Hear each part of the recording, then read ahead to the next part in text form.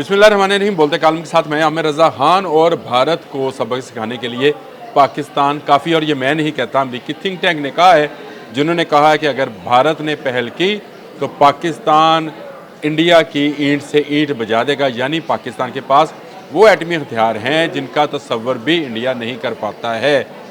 ये American think tank था। फिर मैंने एक चाइनीज़ जो है वेबसाइट, उसको भी देखा। मैंने कहा दोनों का कंपैरिजन करके देख लें, लेकिन दोनों जगहों पर एक चीज़ कॉमन थी, और वो ये थी कि पाकिस्तान का ना सिर्फ मिसाइल प्रोग्राम बल्कि एटमी प्रोग्राम भी जो है वो ज़्यादा जदीद और ज़्यादा स्पीडी है, यानी बहुत तेज़ी से अमल पजीर होता है। ये बहुत बड़ी खबर थी मेरे लिए। जिस इंग्लिश अमेरिकन वेबसाइट पे मैंने ये सारा पढ़ा, उसको अमेरिकन थिंक टैंक के 3 लोगों ने बड़ी डिटेल के साथ लिखा है। उनकी शायद तस्वीरें भी साथ चल जाएं, और वो जो आर्टिकल है उसकी तस्वीर भी साथ चल जाएगी।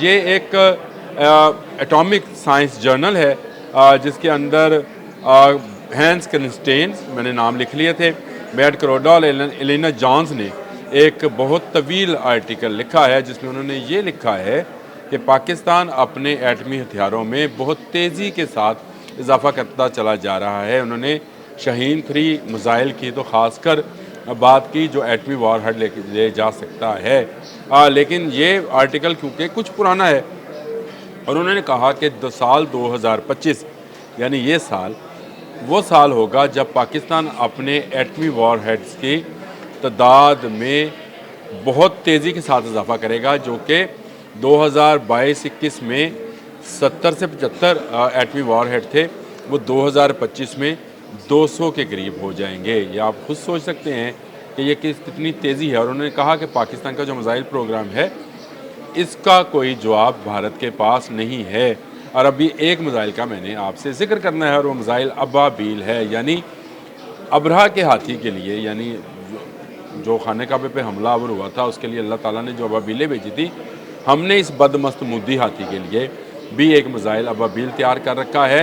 अमेरिकी थिंक टैंक और चाइनीज़ थिंक टैंक दोनों का ये ख्याल है कि अबाबील जो है ये मल्टी वॉर हेड्स ले जाने की सलाहियत रखता है, यानी ये बहुत दूर मार भी है, और ये स्टील टेक्नोलॉजीज़ पे इसको पकड़ा नहीं जा सकेगा।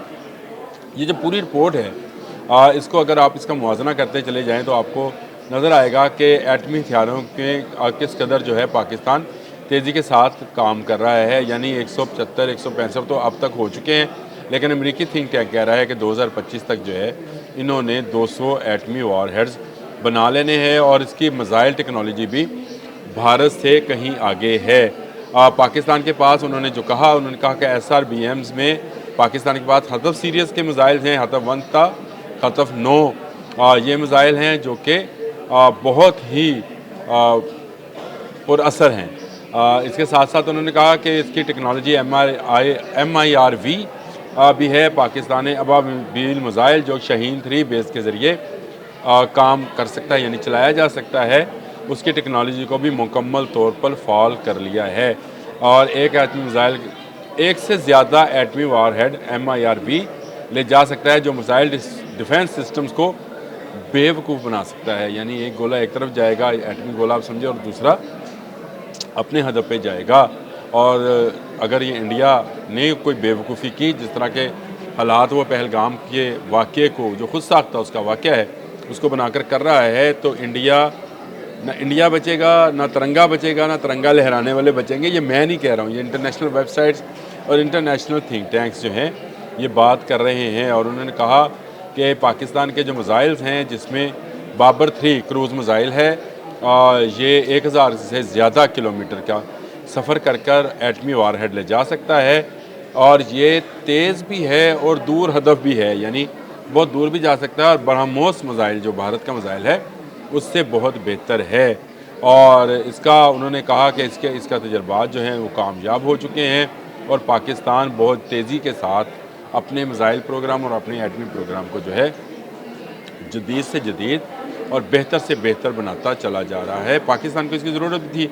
अब याद करें कि 1974 में जब भारत ने एटमी धमाके कर लिए थे, तो उसके बाद पाकिस्तान ने क्या कहा था कि हम घास खा लेंगे, एटम बम ज़रूर बनाएंगे।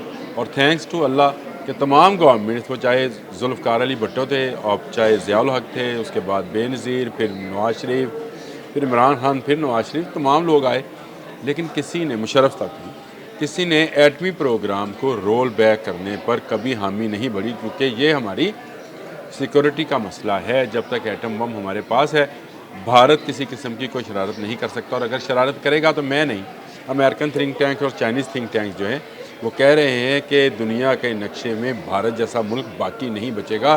پاکستان اس سارے معاملے میں یا اس ٹیکنالوجی میں بھارت سے بہت قدم آگے ہے۔